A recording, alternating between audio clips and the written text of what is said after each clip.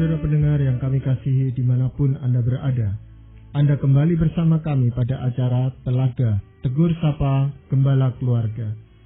Saya Gunawan Santoso bersama Ibu Tamar Cahya, Sarjana Psikologi dari Lembaga Bina Keluarga Kristen, telah siap menemani Anda dalam sebuah perbincangan dengan Bapak Heman Elia, Magister Psikologi. Beliau berdua adalah para pakar di bidang konseling dan juga dosen di Seminari Alkitab Asia Tenggara Malang. Kali ini kami akan berbincang-bincang tentang meningkatkan kecerdasan. Perbincangan ini merupakan kelanjutan dari perbincangan ini beberapa waktu yang lalu juga bersama Bapak Heman Elia. Kami percaya acara ini pasti sangat bermanfaat bagi kita sekalian, dan dari studio kami mengucapkan selamat mengikuti. Pak Heman, beberapa waktu yang lalu kita berbincang-bincang tentang kecerdasan anak, dan salah satu pokok yang Bapak singgung waktu itu adalah bahwa kecerdasan itu sebenarnya bisa ditingkatkan. Kecerdasan seseorang itu lewat suatu stimulasi dini atau rangsangan-rangsangan dini yang memungkinkan kecerdasan seseorang itu bisa meningkat. Nah, Pak Heman, dalam perbincangan ini mungkin Pak Heman bisa menyampaikan apa sebenarnya secara umum kecerdasan yang bisa ditingkatkan itu? Yang pernah saya kemukakan, kecerdasan dan hikmat itu bisa dikembangkan kalau kita taat kepada didikan Tuhan. Nah, di sini saya ingin menambahkan juga bahwa kecerdasan itu bisa ditingkatkan lewat pemberian gizi yang cukup sejak mereka dalam kandungan, kemudian juga dengan menciptakan suasana lingkungan yang baik, yang di anak, yang sehat, dan melalui stimulasi atau rangsangan yang tepat dari orang tua atau pengasuh. Dalam hal ini apa ada batasan waktu, misalnya kapan waktu yang tepat untuk bisa diberikan stimulasi untuk pengembangan ini, Pak Heman? Kalau bisa, malahan simulasi ini harusnya dilakukan sejak bayi di dalam kandungan. Nah, bagaimana mengembangkan atau menstimulasi anak di dalam kandungan? Pada hakikatnya begini, kecerdasan itu adalah berfungsinya secara baik otak kita. Jadi, kalau kita ingin mengembangkan kecerdasan, berarti kita berusaha mengembangkan otak itu semaksimal mungkin. Nah, di sini terutama yang penting adalah kecerdasan yang bersifat intelektual. Nah, sehubungan dengan otak, kita juga tahu bahwa otak itu berkembang maksimal hingga anak usia 2 tahun. Dengan demikian, kita harus segera menstimulasi anak sebelum usia ini. Anak yang masih dalam proses perkembangan kecerdasannya itu akan mudah dikembangkan itu hingga usia 5 atau 6 tahun. Dan setelah itu peningkatan kecerdasan akan semakin melambat. Dan puncaknya perkembangan kecerdasan itu adalah sekitar usia 20 sampai 22 tahun. Nah, untuk tadi pertanyaan bagaimana kita mengembangkan kecerdasan bayi sejak di dalam kandungan, ya seorang ibu perlu memberikan lingkungan, suasana hati yang baik bagi anaknya. Jadi misalnya saja itu juga tugas seorang bapak ya, yang mengasihi istrinya sehingga bayinya berkembang dengan baik. Jadi misalnya ada suasana misalnya dengan musik yang baik di rumah, ibu yang bersukacita, sering berdoa, sering menyanyi, bersyukur kepada Tuhan, dan hubungan antar ibu dengan bapak ini baik, ini akan mengembangkan kecerdasan anak. Di samping juga adanya gizi yang baik bagi anak, itu akan mengembangkan otak dari anak. Dan jangan lupa juga ibu hamil sebaiknya menjaga agar dirinya tidak kekurangan kadar Hb, hemoglobin. Karena kalau ibu kekurangan Hb, dia akan menderita anemia. Padahal kita tahu bahwa otak itu berkembang sangat memerlukan oksigen, selain juga gula ya. Dan oksigen ini diikat oleh Hb di dalam darah. Jadi ibu hamil harus mencek tingkat kesehatannya, dan dalam hal ini juga tingkat Hb-nya di dalam darah. Mungkin memang tadi katakan bahwa ada hubungan emosional antara ibu dan anak. Itu bagaimana terjadinya? Ibu yang mempunyai suasana emosi yang baik, dia akan menghasilkan hormon-hormon yang sifatnya juga akan menenangkan seorang anak, sehingga anak itu tidak di dalam keadaan stres. Nah, kita tahu kalau ibu hamil itu di dalam keadaan yang kebingungan, bisa cemas, maka bayinya juga akan ikut bergolak di dalam rahim begitu.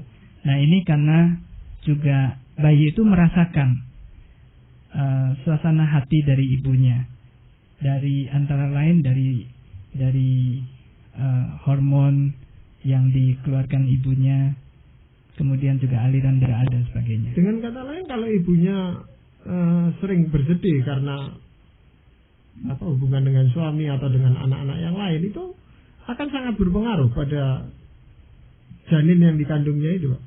Penelitian mengatakan demikian. Jadi misalnya penelitian itu dilakukan pada anak-anak remaja yang dibandingkan antara waktu anak-anak ini sedang di dalam kandungan ibunya menderita kecemasan atau ibunya dalam suasana yang baik. Ibu-ibu yang menderita kecemasan waktu hamil, waktu anaknya itu remaja, anaknya yang remaja itu lebih mudah menderita stres, cemas, gelisah, dan lebih banyak masalah di dalam kehidupannya. Dan ini tentu saja menghambat tingkat kecerdasannya. Ya, bagaimana dengan mereka, anak-anak hasil hubungan perkosaan misalnya, Pak, ya, atau di luar nikah dan sebagainya, itu gimana, Pak? Ya, tentu ada hambatan, dan saya kira itu tidak bisa dihindarkan. Hal-hal yang tidak bisa dihindarkan, kita tidak perlu menolak itu, tetapi kita kembangkan hal-hal yang masih bisa kita kembangkan. Seperti misalnya kalau anak-anak hasil dari hubungan yang seperti itu, tetapi kalau dia tetap mendapatkan pengasuhan yang penuh kasih sayang, dia akan berkembang dengan semaksimal mungkin.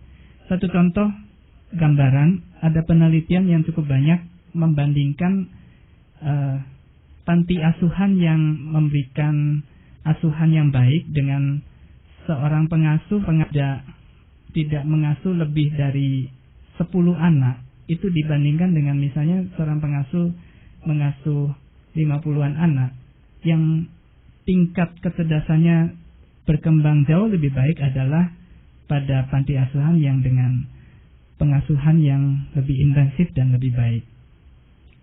Itu menunjukkan bahwa lingkungan dan pola asuh yang baik, penuh kasih sayang, itu membantu anak meningkatkan kecerdasannya. Kalau anak itu sudah dilahirkan, Pak, ya, stimulan apa yang bisa diberikan kepada si anak ini supaya kecerdasannya meningkat itu? Ada beberapa hal di sini. Kalau mulai bayi, anak bisa dilatih untuk menerima stimulasi bagi indranya, bagi kelima indranya, terutama indera penglihatan dan pendengaran. Cara-cara yang bisa kita lakukan misalnya, berikan musik klasik yang lembut dan indah. Sering mengajak anak bicara, supaya anak terstimulasi bagaimana berkomunikasi dengan orang lain. Meskipun pada saat anak-anak belum bisa berbahasa sekalipun, suasana di mana anak itu diajak bicara itu akan menstimulasi otak dia. Kemudian jaga kesehatan fisiknya. Kalau bisa, waktu dia demam dan sebagainya, itu dijaga, jangan sampai dia mengalami kejang. Dan kemudian juga kesehatan fisik ini sangat berpengaruh terhadap perkembangan otaknya. Kalau anak yang sakit-sakitan terus, maka gizinya yang menuju otak itu akan berkurang. Jadi jaga kesehatannya. Kalau bisa memberikan mainan-mainan sesuai dengan usia mereka. Tidak harus mahal, tetapi yang penting Anda sebagai orang tua bisa sering bermain bersama mereka. Jadi kalau mereka sudah bisa belajar menggenggam dan mulai menggunakan jari tangan mereka, boleh berikan botol-botol plastik bekas, botol-botol plastik sampo bekas, botol minum plastik bekas dan sebagainya yang tidak mudah pecah, robek atau tertelan. Semakin besar mungkin mereka bisa diberikan bermain pasir, bermain air dengan sumpit dan sebagainya. Dengan demikian mereka bebas bermain dan bebas juga melakukan berbagai eksperimen dan latih mereka untuk menggunakan tubuh dan motorik mereka, lompat, lari, berjalan, memanjat dan sebagainya. Banyaklah mengajak mereka untuk bercerita kalau anak sudah bisa berbahasa dan dengarkan cerita mereka tanpa berusaha mengkritik. Usahakan agar Anda meluangkan waktu yang banyak bersama mereka. Saya yakin setiap orang tua pasti berharap anak-anaknya bisa tumbuh jadi anak yang cerdas ya. Apalagi mungkin dengan informasi bahwa bisa distimulasi lebih dini, saya yakin lebih besar keinginan orang tua untuk bisa membesarkan anak-anak dengan cara supaya mendapatkan hasil yang seperti itu, Pak Herman. Cuma kadang-kadang mungkin khawatirnya nanti kebablasan nih, dalam arti akhirnya ambisi orang tua yang lebih maju ya, supaya anaknya pintar kan orang tuanya kena pujian juga nih, anak siapa gitu ya. Kira-kira mungkin hal apa yang perlu orang tua perhatikan dalam hal pengembangan kecerdasan ini supaya nggak sampai akhirnya segala program-programnya malah akhirnya menekan anak, bukannya anak berkembang dengan bebas. Ya, poin ini baik sekali Ibu Esther. Jadi orang tua hendaknya sabar dan menanti proses perkembangan tahap demi tahap. Seringkali kita memang tidak bisa terburu-buru dengan perkembangan anak, dan setiap anak berbeda-beda di dalam tahap perkembangannya. Kalau misalnya ada keterlambatan di salah satu aspek, asal tidak terlambat terlalu lama dan pola itu masih kurang lebih sama dengan pola perkembangan anak-anak pada umumnya, ya berikan kesempatan, berikan kesabaran Anda untuk menjalani proses ini. Yang penting Anda sudah melakukan apa yang harus Anda lakukan selaku orang tua sebaik mungkin. Juga hal-hal yang penting juga adalah misalnya orang tua perlu memberikan kesempatan kepada anak kalau mereka melakukan kesalahan. Jadi kalau mereka melakukan kesalahan dan selalu dimarahi karena ingin mereka cepat-cepat bisa, itu justru akan menyebabkan anak merasa dirinya gagal, dirinya orang yang gagal dan tidak mampu berbuat apa-apa. Nah, ini tentu akan menghambat pengembangan kecerdasan mereka. Nah, kecuali kalau anak sudah kita tahu bahwa dia pasti dapat bertanggung jawab dan dia melakukan suatu kesalahan secara sengaja untuk menjengkelkan orang tua misalnya, maka di sana kita perlu memberikan disiplin. Kemudian kita juga perlu menjaga suasana yang konsisten dan disiplin, mempunyai suasana yang baik, rasa aman di rumah. Demikian juga kita perlu memberikan pujian setiap kali anak mencapai suatu kemajuan tertentu. Pujian-pujian ini akan menyebabkan anak bersemangat untuk setiap kali belajar. Kalau kita misalnya selalu menyatakan kekecewaan kita ketika anak tidak berhasil, maka anak akan justru tidak berani mencoba lagi. Dan yang harus diingat oleh orang tua adalah tidak menaruh perhatian terutama kepada prestasi. Jadi kalau bisa orang tua itu yang fokus perhatiannya adalah karakter baiknya. Banyak orang tua yang memarahi anaknya habis-habisan ketika anaknya ulangannya jelek. Tetapi kalau anaknya itu ulangannya baik, tidak peduli dia nyontek atau dari hasil mana, maka orang tua diam aja. Nah, ini saya kira ini kurang baik. Jadi kita harus memfokuskan kepada usaha anak. Itu yang lebih penting. Dan berikan keseimbangan simulasi.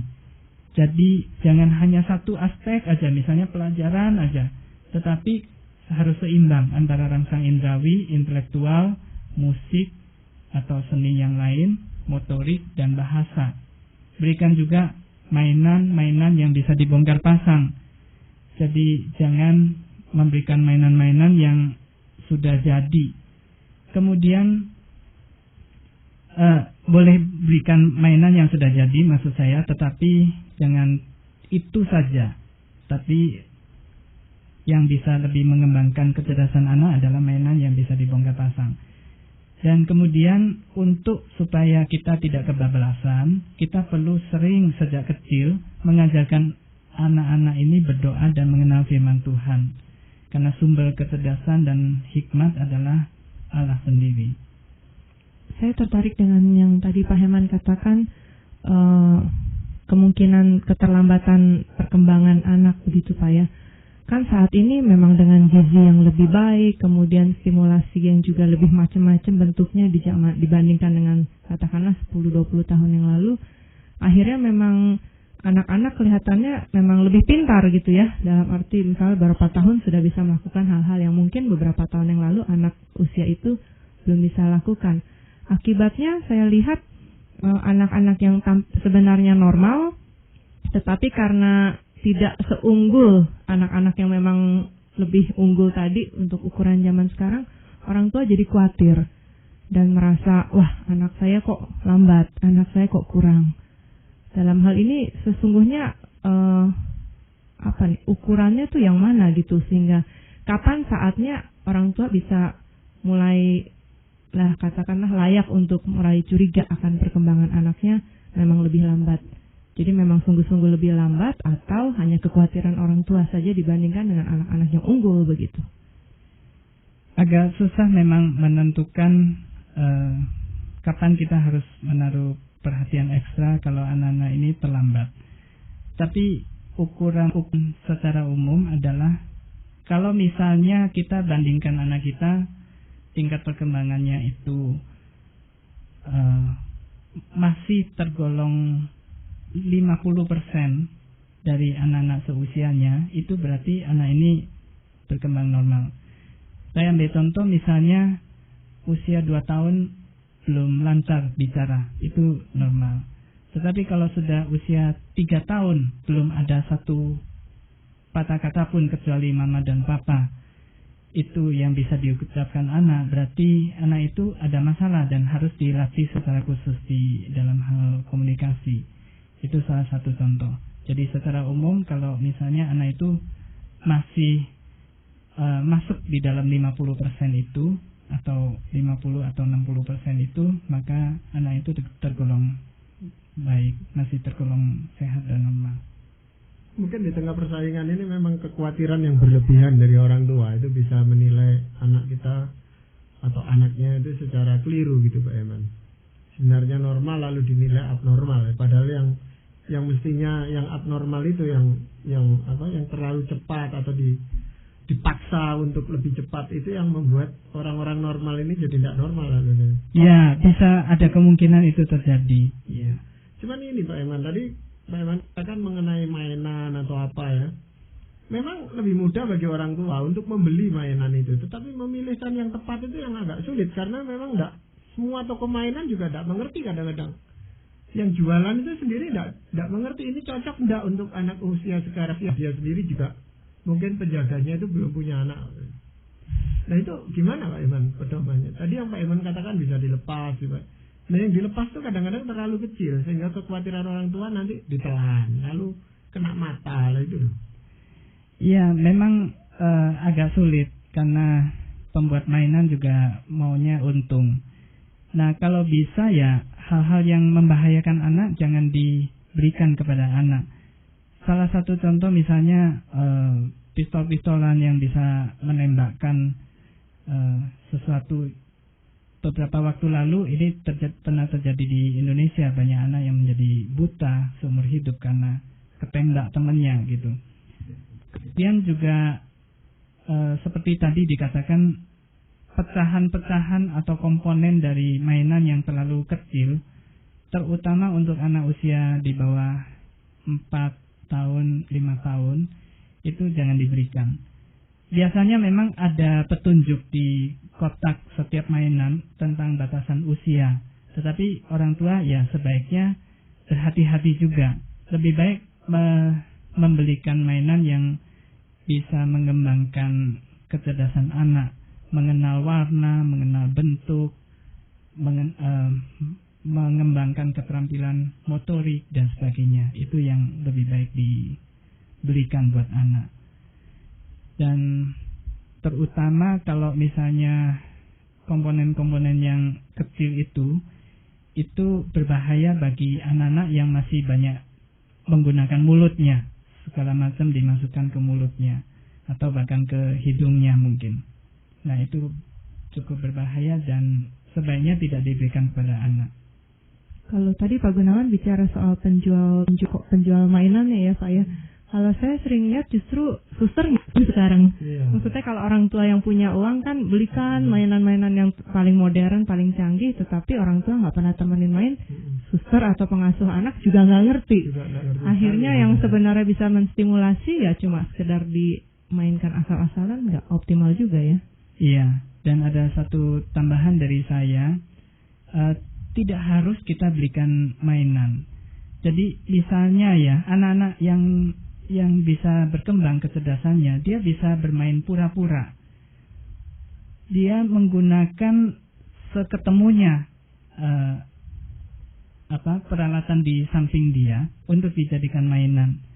Kain, kemudian kursi, kalau digabung bisa jadi mainan kereta-keretaan dan sebagainya gitu. Dan kadang-kadang sabuk itu bisa dijadikan alat pancing bagi anak-anak yang kreatif dan sebagainya gitu. Jadi tidak harus diberikan. Tadi saya berikan contoh misalnya botol sampo plastik bekas dan sebagainya. Nah, itu kan hal-hal yang murah yang biasanya kita buang, tapi tidak membahayakan anak. Jadi anak main buka tutup sampo, disambung-sambung dan sebagainya. Ini sudah merupakan latihan bagi anak. Iya. Nah, tingkat kecerdasan seorang anak itu Pak Eman, apakah itu ada kaitannya dengan pertumbuhan rohaninya? Ya, dalam arti perkembangan, kalau seorang anak itu cerdas ditambah dengan kerohaniannya baik, maka dia akan lebih berkembang lagi kecerdasannya. Nah, masalahnya di sini adalah bahwa sebagai anak Tuhan yang takut kepada Tuhan itu diajarkan untuk taat kepada firman Tuhan. Jadi ada konsep di sini bahwa anak yang cerdas itu tidak selalu identik dengan kecerdasan yang dihargai oleh dunia ini. Karena seringkali kalau kita berhikmat di hadapan Tuhan itu menjadi kebodohan di pandangan manusia. Sebagai contoh Rasul Paulus di sini ya. Rasul Paulus itu menjadikan hikmat dari dunia ini menjadi sampah baginya. Meskipun dia sangat cerdas dan dia belajar pada Gamaliel. Dan dia orang yang sangat berhikmat. Terbukti dari ucapan Raja Agripa misalnya ketika Paulus diadili dan dia harus membela diri di hadapannya. Agripa mengatakan demikian, "Engkau gila Paulus, ilmumu yang banyak itu membuat engkau gila." Paulus mengatakan, "Aku tidak gila Festus yang mulia, aku mengatakan kebenaran dengan pikiran yang sehat." Maka jawab Agripa, "Hampir-hampir saja kau yakinkan aku menjadi orang Kristen." Jadi di sini kita menunjukkan, kita diberi petunjuk bahwa Paulus ini orang yang sangat cerdas. Tetapi Paulus tidak atau kurang dihargai oleh dunia ini. Ya, jadi kecerdasan yang dihargai oleh Allah itu adalah kecerdasan yang membuat seseorang itu makin dekat atau mengenal kehendak Allah di dalam kehidupannya, itu yang terutama. Iya, betul. Sekalipun oleh orang-orang yang lain yang terpandang pandai dan sebagainya pun bisa dianggap sebagai orang yang tidak berhikmat gitu Pak ya. Iya. Dan Dianggap bodoh. Dianggap bodoh ya. Iya. Memang kadang-kadang tingkah laku orang Kristen ini kadang-kadang dianggap bodoh oleh orang-orang dunia. Iya. Orang-orang yang tidak mengenal hikmat yang sebenarnya. Betul. Dan padahal sumber hikmat itu dari Allah sendiri kan? Betul. Iya. Nah, ada satu bagian Alkitab yang lain yang mungkin Bapak mau sampaikan kepada para pendengar untuk sebagai kesimpulan dari pembicaraan kita pada kali ini. Saya ambilkan dari 1 Korintus pasal 1 ayat 27 sampai 31. Ini adalah yang ditulis oleh Paulus. Tetapi apa yang bodoh bagi dunia dipilih Allah untuk memalukan orang-orang yang berhikmat, dan apa yang lemah bagi dunia dipilih Allah untuk memalukan apa yang kuat, dan apa yang tidak terpandang dan yang hina bagi dunia dipilih Allah. Bahkan apa yang tidak berarti dipilih Allah untuk meniadakan apa yang berarti, supaya jangan ada seorang manusia pun yang memegahkan diri di hadapan Allah.